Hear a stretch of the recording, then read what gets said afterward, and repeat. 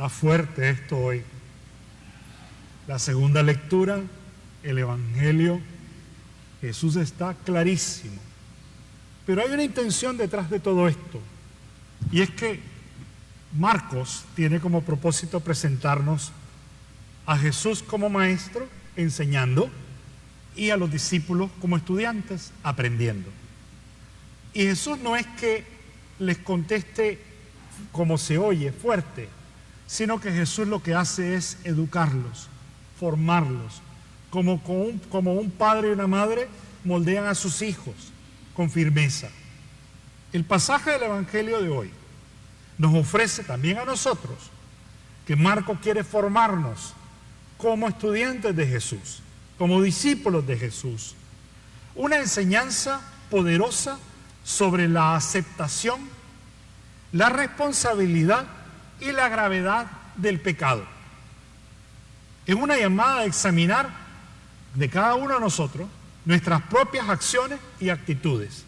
Hoy esta palabra se ha convertido en esta parroquia en un espejo para que nosotros nos veamos como lo hacemos en la casa para salir bonitos, guapos, guapas y venir a misa. Asimismo hay que verse con esta palabra hoy. Es una llamada a examinar nuestras propias acciones y actitudes, pero también a reflexionar sobre las realidades más amplias del mundo. No que se quede con nosotros, sino que también, especialmente aquellas en las que se perpetúan la injusticia y el mal. Comenzando con el relato de Juan, quien informa a Jesús que vio a un hombre expulsando demonios en su nombre y que trataron de impedírselo porque no era uno de ellos. Primero, me da risa porque Juan, el que viene a tirarle el chisme a Jesús, viene con el cuento. Hemos visto a unos haciendo cosas que tú haces, expulsando demonios, pero como no son de los nuestros, pues que se los impedimos. Y realmente, si alguien en nombre de Jesús está haciendo bien, ¿por qué impedírselo? Jesús toma esta oportunidad para enseñarnos que nosotros no somos dueños de Jesús. Es al revés. Jesús es dueño de nosotros, porque por Él hemos sido creados, por Él vivimos, nos movemos y existimos, por la gracia de la resurrección de Cristo Jesús. Por eso, este Evangelio dice hoy Jesús la respuesta. Responde con un mensaje claro: no se lo impidan. Dice, el que no está contra nosotros está a favor de nosotros. Me acuerdo de otro dicho que dice, el que no recoge conmigo desparrama. Muy claro. Por eso este Evangelio de hoy presenta importantes exigencias para convertirnos, o sea, para aprender, para que el que quiera ser discípulo de Jesús no tenga la mentalidad cerrada del discípulo Juan, que pensaba ser el dueño de Jesús, sino tener una actitud abierta al plan de Dios. Hay que abrir el corazón, superar la mentalidad de aquellos que se consideran superiores a los demás, que de esos hay muchos. Cuando vemos a otros y los vemos, algunas veces los vemos como que si son menos que nosotros. Y a veces nos creemos que somos la última Coca-Cola del desierto. Y no lo somos, la última botella de agua del desierto. Somos parte del six-pack, de la caja de agua. No somos el centro, somos parte de. Por eso despreciaban a los pequeños y pobres y se alejaban de la comunidad. Para Jesús, esta persona merecía lo que Él dice hoy, muy fuerte lo dice. Una persona que desprecia a los demás y los mira con desprecio y con rechazo, es una persona que se merece la soga al cuello y ser arrojado al fondo del mar. Específicamente dice que se agarre una piedra de molino. No sé si han visto ustedes en Israel una piedra de molino, pero una piedra de molino en Israel es grandísima porque gira sobre otra piedra jalada por un asno, por un burro, y es pesadísima. Imagínense que el despreciar y tratar a los demás minimizándolos, descartándolos, haciéndoles daño, Jesús dice de que nos merecemos que se nos ponga una soga al cuello con esa piedra y de ahí no hay quien salga. Por eso, en este contexto, nosotros pensemos en aquellos que, aún sin pertenecer a los círculos más estrechos de poder o influencia, hay gente, mucha gente que trabaja por el bien común. Pero también hay gente encumbrados de pechos hinchados, los que se imponen sobre los demás por medio del poder mal adquirido, enriquecidos con lo mal habido. Muchas veces ven como amenaza a aquellos que buscan simplemente hacer el bien, porque eso revela sus propias injusticias. Una persona que viene a una habitación oscura con una lámpara revela lo que hay en la habitación. Y esto le pasa, que muchas veces los que luchan por la justicia y por la verdad hacen que se vean todas las mañas y las faltas y las miserias de quienes quienes las hacen. Jesús continúa con palabras severas sobre los peligros de ser ocasión de pecado para otros, especialmente para los pequeños que creen en Él, y utiliza imágenes fuertes para subrayar la seriedad del pecado en nuestra vida. Y aquí, ojo, presten atención. En el contexto de personas y regímenes corruptos, estas palabras son un llamado urgente a reconocer cómo las acciones inmorales y la riqueza obtenida de manera ilícita no solo afectan a quienes las cometen, sino que se convierten en escándalo que arruina la moral y las esperanzas de una sociedad. Los actos de corrupción y la explotación causan tropiezos, dolores y muertes a muchos, especialmente a los que reclaman sus derechos. En el mundo de hoy existe el desprecio por los pequeños. Hoy en día, ser pobre, exiliado y sin patria es considerado pecado. De hecho, aumenta por todas partes la pobreza, el hambre y el número de personas forzadas al exilio es un escándalo. ¿Cuánta gente tiene que irse de sus países por unos cuantos miserables? Por acumular, por mantenerse en poder. Es un escándalo que tantas personas tenemos que vivir en el exilio, ya que nos convertimos en errantes peregrinos en un mundo donde hay muy poca acogida en nuestro abandono. Escándalo es aquello que desvía a una persona del buen camino. Escandalizar a los pequeños es ser motivo para que los pequeños se desvíen del camino y pierdan la fe en Dios. También podemos ser motivo de escándalo para los demás. Quienes exilian, encarcelan, persiguen y despatrian, reciben la misma sentencia.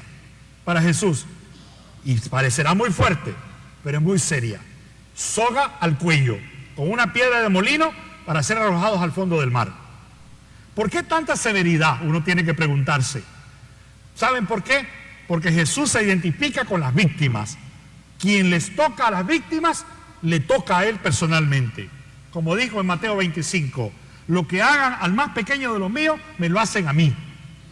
Jesús ordena a la persona cortarse la mano, el pie y sacarse el ojo, si fuese motivo de escándalo. Dice, es mejor entrar en el reino de Dios en la vida con un pie, una mano y un ojo, que entrar al infierno, Gehenna se llama, con los dos pies, con las manos y con los ojos. Estas frases no pueden ser tomadas literalmente. Vamos a aclarar eso. Significa que la persona debe ser radical en su opción por Dios, por el prójimo y por el evangelio, o sea, el plan de Dios. La expresión Gehenna, que hoy se traduce en infierno o fuego, hoy en la lectura, es donde su gusano no muere y el fuego no se extingue. Es una imagen que indica una situación de la persona que se queda sin Dios. Ustedes quieren la definición de lo que es cielo, la más sencilla que existe y la que se puede entender, y de lo que es infierno. Cielo es vivir con Dios. Infierno es vivir sin Dios. Estoy hablando de vivir con y sin Dios. Quedarse sin Dios. Por eso, la Gehenna era el nombre de un valle vecino a Jerusalén, donde se arrojaba toda la inmundicia de la ciudad y donde había siempre un fuego encendido que quemaba toda la porquería. Y es que toda persona que hace daño con propósito, alevosía y ventaja es porquería humana. Desecho que se arroja al fuego que no se apagará nunca. Este pestífero lugar se usaba por el pueblo para simbolizar la situación de una persona que no participa del reino, no le interesa nada de Jesús y no le interesa nada del prójimo, porque son devotos de San Venga. Venga para mí, venga para mí y venga para mí. Un santo que yo inventé. El Catecismo de la Iglesia Católica habla hoy y nos puede ilustrar acerca de lo que es escandaloso. El escándalo adquiere una gravedad particular según la autoridad de quienes la causan o la debilidad de quienes lo padecen. Esto inspiró a nuestro Señor esta maldición: al que escandalice a uno de estos pequeños que cree en mí, más le vale que le cuelguen al cuello una de esas piedras de molino que mueven los asnos y le hundan en el profundo mar. Así se hacen culpables de escándalo quienes instituyen leyes o estructuras sociales que llevan a la degradación de las costumbres y la corrupción de la vida. Lo mismo ha de decirse de los empresarios que imponen procedimientos que incitan al fraude, de los educadores que exasperan a sus alumnos o de los que manipulando a la opinión pública los desvían de los valores morales. Por eso la palabra escándalo hay que ver de dónde viene. Es interesante ver qué significa la palabra escándalo. Viene de la palabra griega skandalón, que denomina el gatillo movible de una trampa o la trampa misma para cazar animales. Por extensión se aplica a cualquier obstáculo situado en el camino y que es causa de tropiezo y caída para el que pasa por el camino de la vida. Contra este tipo de escándalo, el Señor recomienda una forma radical: apartar o arrancar de raíz, cortar con todo aquello que sin ser malo en sí mismo se constituye en causa de pecado para uno. Si tu mano te hace caer, córtatela. Si tu pie te hace caer, córtatelo. Si tu ojo te hace caer, sácatelo. Evidentemente no hay que entender estas expresiones en sentido literal, sino cuántos cojos ciegos y cuántas personas andarían sin brazo, sin ojo y sin pie. Imagínense. El Señor nuevamente echa mano de la hipérbole, o sea, exageración. ¿Por qué exagera Jesús? Para señalar la actitud interior de la radicalidad y firmeza que el discípulo debe tener para apartar de su vida todo aquello o aquella persona que nos llevan a pecar, aun cuando implique un sacrificio doloroso. Esta radicalidad la sustenta el Señor con un argumento contundente: más te vale entrar tuerto en la vida, el reino de Dios, que ser echado con los dos ojos en Gehenna, en el infierno. El Señor habla de la existencia del infierno. Pocas veces habla Jesús del infierno en el Nuevo Testamento. Y aunque Dios no lo quiere para nadie, es el destino posible para los que oprimen, persiguen, encarcelan, matan o exilian a los que no están de acuerdo con su pensar y su maquiavélico actuar, ya que cosecharán lo que han sembrado. Por sus frutos podremos ver a dónde van a acabar. Y por supuesto, no podemos pasar desapercibida hoy la voz del apóstol Santiago, que es un llamado serio y con los pies puestos sobre la tierra, sobre las realidades y verdades que emanan de su corazón, que está lleno del Espíritu de Jesús. Yo puse en mi papel en mayúscula grande estos: que presten oídos los ensordecidos hoy por poderes usurpados, los de riquezas malavidas y los que se han dejado conquistar sus egos hinchados por la arrogancia de su falso bienestar. El pasaje de Santiago es una severa advertencia a los ricos que han acumulado sus riquezas de manera injusta. El dinero no es malo, es lo que se hace con él lo que hace la diferencia. Y han oprimido a los pobres. Increíble que es como en nuestros países el señor o la señora que vende en la calle, fruto de su frente, del sudor de su frente y fruto de sus manos, uno va y le pide rebaja, y hasta donde uno puede. Y en cambio, cuando va uno al establecimiento, ni se le ocurre pedir rebaja, sino que hasta lo compra al precio que está. A los pobres los abusamos, a ellos que no se dejan abusar, pues no lo hacemos. Hay que tener en cuenta estas cosas también. Santiago comienza advirtiendo a los ricos con bienes mal habidos sobre las desgracias que les esperan. Habla sobre la corrosión de sus riquezas y cómo esta es un testimonio en contra de ellos. La riqueza acumulada injustamente es temporal y a los ojos de Dios no tiene valor duradero. Los sepulcros se encargarán de eso. Esto pone de relieve la futilidad de acumular bienes materiales a expensas de la justicia. Las riquezas no solo se deterioran físicamente, sino que su posesión injusta tiene un costo espiritual. ¿Saben cuál es el costo espiritual de esto? El infierno, Gehenna. Dicen, ay padre, hoy ya no se habla del infierno. Oigan hoy a Jesús. Santiago denuncia a aquellos que han defraudado a los trabajadores, reteniendo sus salarios. El clamor de los oprimidos llega al Señor de los ejércitos. Siempre el clamor, la sangre de la víctima ha tocado el corazón de Dios y ha abierto su corazón, sugiriendo que hay una justicia divina que se interpondrá a favor de sus hijos agraviados. El texto a los ricos por vivir en el lujo y el placer desmedido, engordándose como vacas para el día de la matanza. Tal desenfreno no solo es egoísta, sino que también insensibiliza a los ricos respecto al sufrimiento de los demás. Yo tengo, no me hace falta nada, hay aquellos que no tienen y que les hace falta mucho, como algo frío, un corazón frío y cínico. Este pasaje puede ser visto como una llamada profética hoy contra las desigualdades económicas que prevalecen en el mundo en que vivimos. Critica duramente la acumulación de riquezas que resulta de la explotación y maltrato a los trabajadores, el tráfico de personas y el abuso desmedido del poder, algo que sigue siendo relevante en la discusión sobre la justicia social hoy. Santiago llama a la reflexión a nosotros sobre la responsabilidad social que tiene la riqueza. Los que poseen recursos deben usarlos éticamente, promoviendo el bien común y ayudando a los necesitados. Para eso estamos.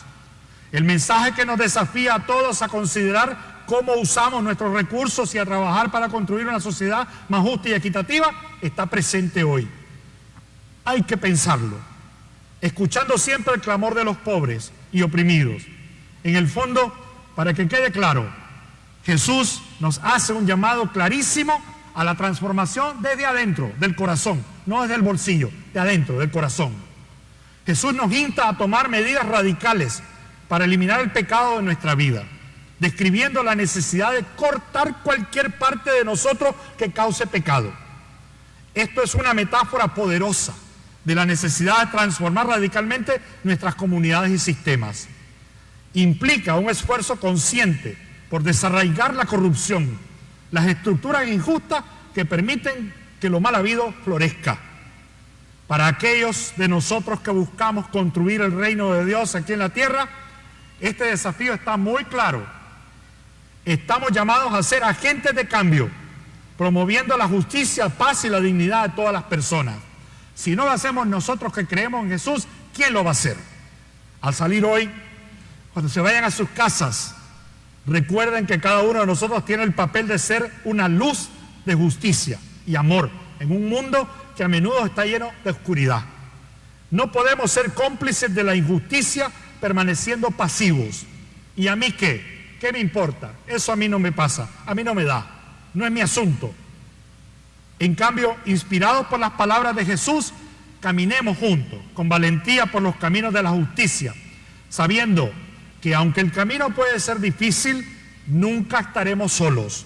Cristo nos acompaña, guiándonos hacia un reino donde la paz y la justicia prevalezcan. Que el Espíritu Santo nos fortalezca y nos dé la sabiduría y el coraje para vivir esta verdad cada día, cada uno de nosotros. Amén.